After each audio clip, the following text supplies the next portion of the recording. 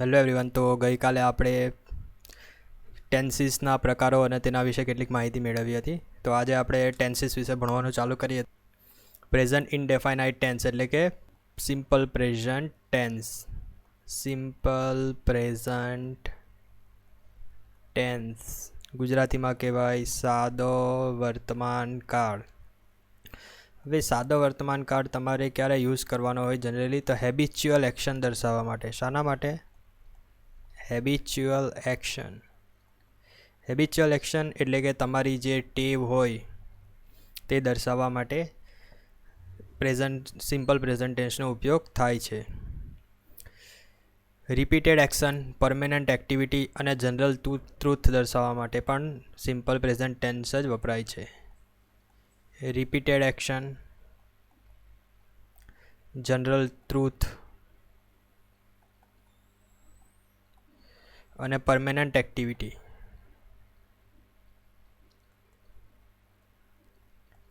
આ દર્શાવવા માટે પણ સિમ્પલ પ્રેઝન્ટ ટેન્સ વપરાય છે. કેટલાક શબ્દ વપરાય છે સિમ્પલ પ્રેઝન્ટ ટેન્સની અંદર. તો કયા શબ્દ જનરલી સિમ્પલ પ્રેઝન્ટ ટેન્સમાં વપરાય છે? તો often, seldom, usually, never, occasionally,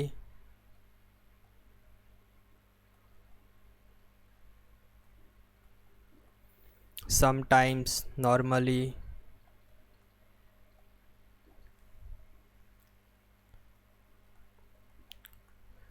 generally, always, frequently,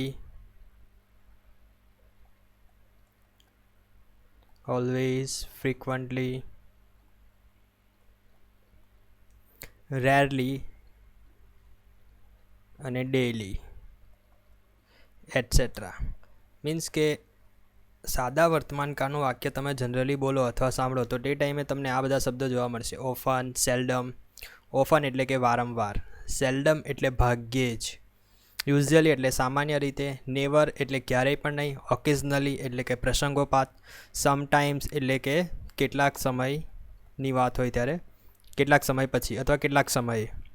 normally એટલે કે સામાન્ય રીતે. જનરલી એટલે પણ સામાન્ય રીતે. ઓલવેઝ એટલે હંમેશા. ફ્રિકવન્ટ એટલે કે વારંવાર. રેરલી એટલે કે ભાગ્યે જ.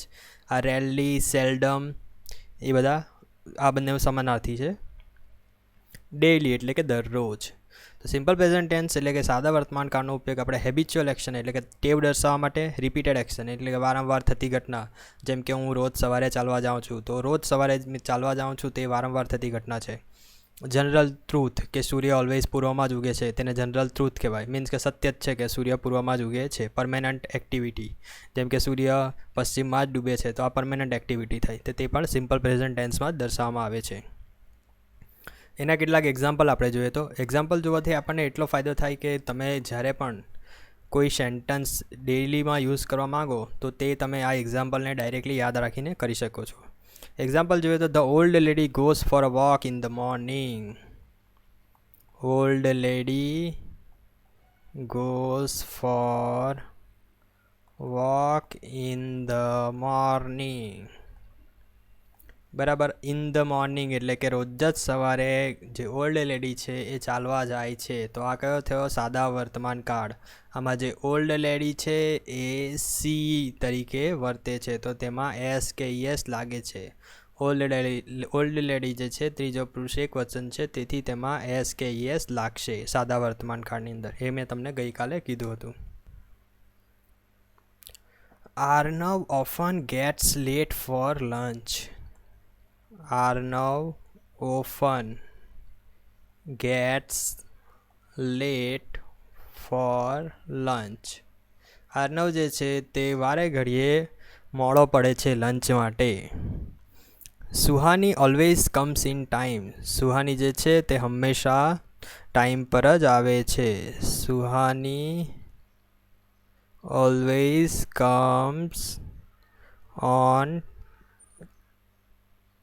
Comes in time. તે હંમેશા સમયસર જ આવે છે. Shaurya seldom gets up late. Shaurya seldom gets up late. Shaurya seldom એટલે કે ભાગ્યે જ એટલે કે ક્યારેક જ મોડો ઉઠે છે, બાકી રોજ એ વહેલો ઉઠી જાય છે. તો અહીં તમે જોયું આ ગેટ્સ, પછી આ કમ્સ, અહીં પણ ગેટ્સ. તો આ બધા જે શબ્દો છે એ સાદા વર્તમાન કાળમાં વપરાય છે, અને જે ડેલી અથવા નોર્મલી થતી ક્રિયા માટે સાદા વર્તમાન કાળનો ઉપયોગ થાય છે. હવે કેટલીક પરમેનન્ટ નેચરવાળી જે એક્ટિવિટી છે તે પણ દર્શાવવા માટે આપણે સાદા વર્તમાન કાળનો ઉપયોગ કરીએ છીએ. પરમેનન્ટ નેચર એટલે કોઈ વ્યક્તિનો પરમેનન્ટ નેચર દર્શાવવા માટે તમે જે વાક્ય બોલો છો એ પણ સાદા વર્તમાન કાળમાં બોલાય છે. જેમ કે એક એક્ઝામ્પલ જોઈએ તો આઈ નો હિમ વેલ. હું તેને સારી રીતે જાણું છું. તો આ વાક્ય સાદા વર્તમાન કાળમાં આવ્યું. પછી he teaches in Saint Xavier college. He teaches in Saint Xavier college. Permanent nature છે આ એક્ટિવિટી કે એ સેન્ટ ઝેવિયર કોલેજમાં જ ભણાવે છે. પછી એને હું સારી રીતે જાણું જ છું, પરમેનન્ટલી જાણે છે. તો એ પણ તમે સાદા વર્તમાન કાળમાં વાક્ય બોલો છો. The cow gives milk. ગાય જ દૂધ આપે છે. આ પણ પરમેનન્ટ નેચર છે ગાયનું. Rivers freeze at high altitude. Rivers freeze at high altitude means કે તમે જ્યારે પણ ઊંચાઈ પર જાઓ છો ત્યારે નદીનું પાણી થીજી ગયેલું હોય છે, અને બધી જ જગ્યાએ થીજેલું હોય છે. પરમેનન્ટ નેચર છે એવા. તો તે દર્શાવવા માટે પણ સાદા વર્તમાન કાળનો ઉપયોગ થાય છે. પછી કેટલીક હિસ્ટોરિકલ ઇવેન્ટ દર્શાવવા માટે પણ સાદા વર્તમાન કાળનો ઉપયોગ થાય છે. હિસ્ટોરિકલ ઇવેન્ટ માટે પણ સાદા વર્તમાન કાળનો ઉપયોગ થાય છે. જેમ કે now Netaji enters and address the Indian soldiers. Now Netaji enters and address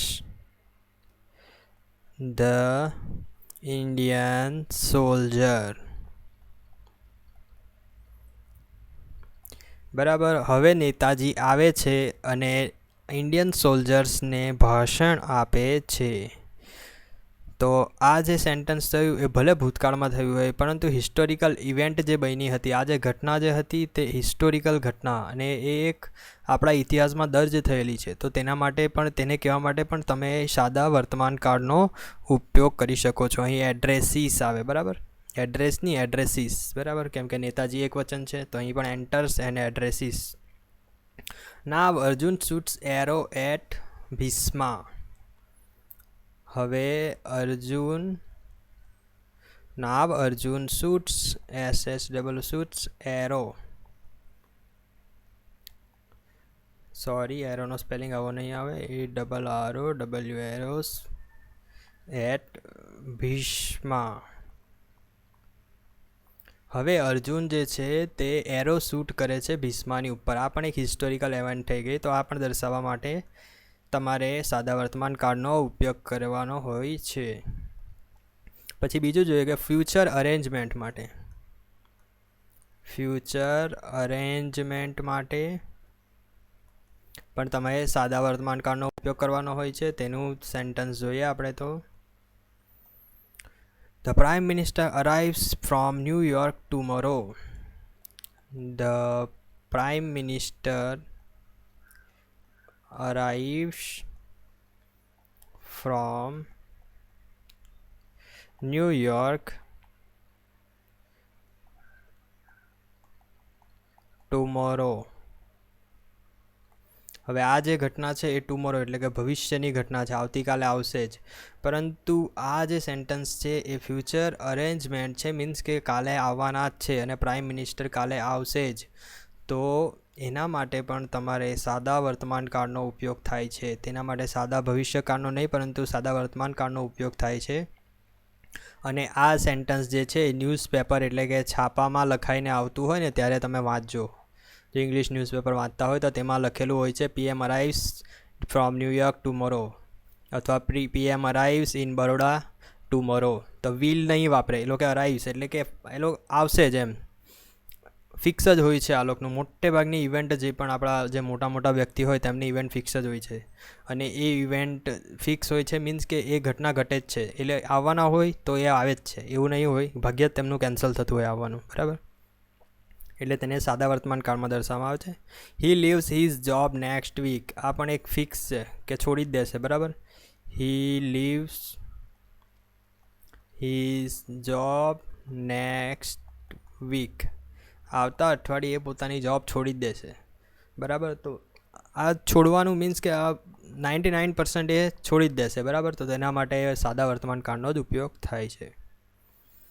હવે આપણે કેટલીક એક્સરસાઇઝ જોઈશું. તો એક્સરસાઇઝ માટે પહેલાં હું તમને કેટલાક ક્વેશ્ચન આપી દેવા, પછી એ ક્વેશ્ચનની ઉપર તમે પોતાના મુજબ વિડીયો પોસ્ટ કરીને જાતે આન્સર્સ લખી દેજો, બરાબર. અને પછી વિડીયો ફરીથી જોઈ લેજો. તો પહેલો ક્વેશ્ચન જોઈએ તો, buses blank on this road every hour. Buses blank on this road every hour. Run. પછી એપલ્સ ખાલી જગ્યા રાઇપ ઇન ઓટમ. ગેટ મીના ખાલી જગ્યા on the stage. Dance. Fourth, the last bus normally ખાલી જગ્યા એટ midnight leave. he ખાલી જગ્યા dinner at 8 PM. not have. Okay, તો આ બધી ખાલી જગ્યા છે. પહેલાં તમે આના આન્સર જાતે નક્કી કરી લેજો અને પછી આ વિડીયો ફરીથી પોઝ કરીને સ્ટાર્ટ કરજો. તો આપણે આના આન્સર જોઈએ તો બસીસ, અહીં જે બસીસ છે તે બહુવચનમાં છે, બરાબર. બહુવચનમાં હોય તો પહેલી જ વસ્તુ ધ્યાન રાખવાનું કે વર્તમાન કાળમાં બહુવચનમાં એસ કે યસ લાગતું નથી, બરાબર. ઓન ધીસ રોડ એવરી અવર, હવે આ વાક્ય જે છે એ સાદા વર્તમાન કાળમાં છે. તમને ખબર કેવી રીતના પડે કે એવરી અવર, દરેક કલાકે. જ્યારે પણ એવરી સન્ડે, એવરી મોર્નિંગ જે રેગ્યુલરલી ક્રિયા થતી હોય તે બધી સાદા વર્તમાન કાળમાં આવે. તો આ રન છે તો રનનું સાદા વર્તમાન કાળનું રૂપ રન મૂકવું પડે, બરાબર. હવે રનની જગ્યાએ રન્સ નહીં કરી દેતા કેમ કે આજે છે બસીસ એ બહુવચન છે. બસીસ માટે તમારે ધ્યેય વાપરો છો નોર્મલી, બરાબર. બસીસ બહુવચનમાં છે એટલે તેને આપણે લખવું હોય તો ધ્યેય વપરાય. તો ધ્યેયની સાથે તમે એસ કે યસ લગાડતા નથી. બીજું જોઈએ તો એપલ્સ. એપલ્સ જે એ પણ બહુવચનમાં છે, બરાબર. Apples ripe in the autumn, તો બહુવચનમાં છે તો એપલ્સ માટે પણ તમે ધ્યેય જ વાપરશો. તો અહીં પણ આન્સરમાં આવશે ગેટ, એસ કે યસ લાગશે નહીં. મીના છે ત્રીજો પુરુષ એક વચન છે તો તેની પાછળ એસ કે યસ લાગશે. હવે આ ઉપરના વાક્યમાં રાઇપ ઇન ઓટમ મીન્સ કે દરેક ઓટમમાં એ પાકે છે, બરાબર. દરેક વર્ષ બદલશે અને ઓટમ આવશે એટલે ત્યારે જ એપલ પાકશે. તો રેગ્યુલરલી અને પરમેનન્ટ ક્રિયા થતી છે માટે એમાં સાદા વર્તમાન કાળ વાપર્યો.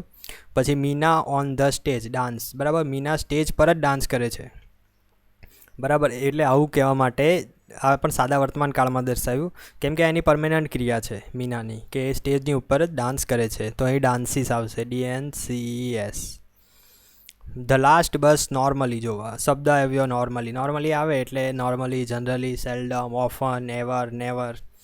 તો તે બધામાં સાદા વર્તમાન કાળમાં જ આવે. અને લાસ્ટ બસ આ એક વચન છે, બરાબર. તો અહીં leaves, LEAVES, leaves at midnight. He blank dinner at 8 PM, બરાબર. આ પણ હવે 8 વાગ્યે ડિનર લઈ લે છે. રોજિંદી ક્રિયા થઈ, રેગ્યુલર ક્રિયા થઈ છે. નોટ હેવ મીન્સ કે નથી લેતો. તો હી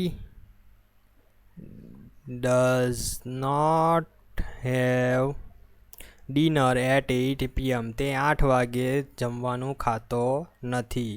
તો આનો આન્સર આવશે he does not have dinner at 8 PM.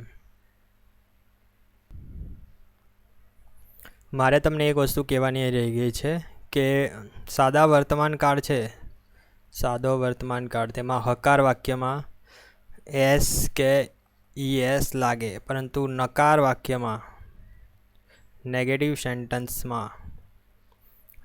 સેન્ટેન્સમાં do અથવા ડઝ થઈ જાય અને એના પછી નોટ લાગે, ડુ ડઝ નોટ. બરાબર. જ્યાં એસ કે યસ લાગતું હોય તે સમયે તમારે ડુ કે ડઝ વાપરવાનું, અને એસ કે યસ નહીં લાગેલું હોય, જેમ કે ઉપરના સેન્ટેન્સમાં આપણે જોયું તો એપલ્સ ગેટ. બરાબર. તો એપલ્સ એમાં ડુ કે ડઝ એમાં કશું નહીં લાગ્યું, તો એપલ્સ ડુ નોટ રાઈપ. આવી રીતના થશે. જ્યારે મીના ડાન્સીસની negative, Meena does not dance.